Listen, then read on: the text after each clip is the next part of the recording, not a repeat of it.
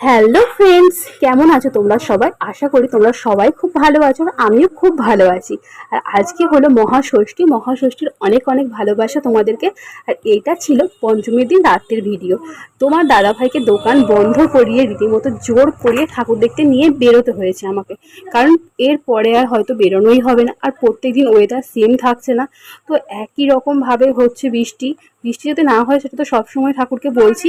তবু আজকে ওয়েদারটা ভালো দেখে রাত্রিবেলা তখন 11টা বাজে, তখনই দোকানপত্র গুছিয়ে সমস্ত কাজ কমপ্লিট করে আমরা চারজন বেরিয়ে পড়েছিলাম। গিয়েছিলাম সৈকত, আমি, সুপর্ণা, তোমার দাদাভাই। গিয়েছিলাম একটু কলকাতার দিকে। আর আজকে আমি বাড়ি থেকে সিদ্ধান্ত করে নিয়েছিলাম খুব একটা ফেমাস জায়গায় ঠাকুর আমি দেখতে ঢুকবো না, যেমন সন্তোষ মিত্র স্কোয়ার বা মানে যেই ঠাকুরগুলোর খুব নাম, সেখানে 3 থেকে 4 ঘন্টা লাইন দিয়ে ঠাকুর দেখতে গিয়ে এই ঠাকুরগুলো না দেখাই হয় না। কিন্তু এরাও প্রচুর খরচ করে, এরাও প্রচুর সুন্দর সুন্দর থিম করে, এগুলো না দেখলে খুব মিস হয়ে যাবে। আর আমরা গিয়েছিলাম প্রথমে দমদমের দিকটা। তো ওখানকার ঠাকুরগুলো দেখো কি কত সুন্দর করে পাটকাঠি দিয়ে প্রদীপ করে কত সুন্দর করে ফুটিয়ে তুলেছে প্যান্ডেলটা। ঠাকুরটাও হয়েছিল খুব সুন্দর।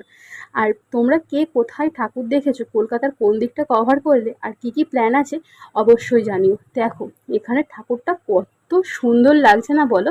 তো আমরা ঠাকুর দেখতে বেরিয়েছি আর তোমাদের সঙ্গে সেটা শেয়ার করবো না তা তো হয় না, তাই ছোটো ছোটো কিছু ক্লিপস তোমাদের জন্যও রাখলাম। আর এইটা হলো আমার 5 মিনিটের লুক।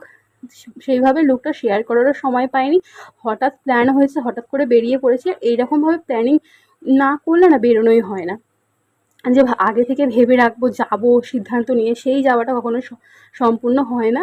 যাই হোক, তাড়াতাড়ি করে বেরিয়ে বেশ ভালোই লাগলো।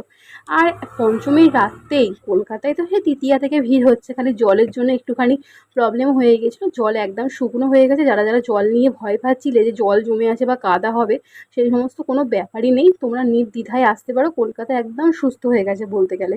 আর এই যে কলেজ স্কোয়ারের ঠাকুরটা দেখে তো মুগ্ধ হয়ে গেলাম, মায়ের চোখ দুটোর দিকেই তাকিয়েছিলাম।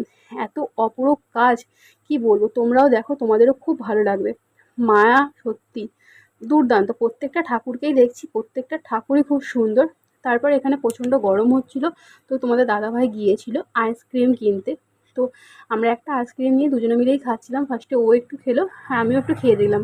আর ওই গরম থেকে বেরিয়ে আইসক্রিমটা খেয়ে যেন স্বর্গ মনে হচ্ছিল। তোমরা বললে না তো কে কোথা থেকে ঠাকুর দেখছো, আর তোমরা একদমই কমেন্ট করছো না। আর আমার ছোটোখাটো ভিডিওগুলো কেমন লাগছে সেটাও বলছো না। এখন তো আর আলাদা করে সময় পাবো না, যেহেতু দোকান খোলা থাকবে। তোমাদের দাদাভাইয়ের ভিডিওতে বলছিল, তো আজকে একটু ঘুরে এলাম। তো ছোট্ট মিনি ব্লগটা কেমন লাগলো অবশ্যই একটা কমেন্ট করে জানিও। পরের ভিডিওতে দেখা হচ্ছে, ততক্ষণ ভালো থেকো, টাটা।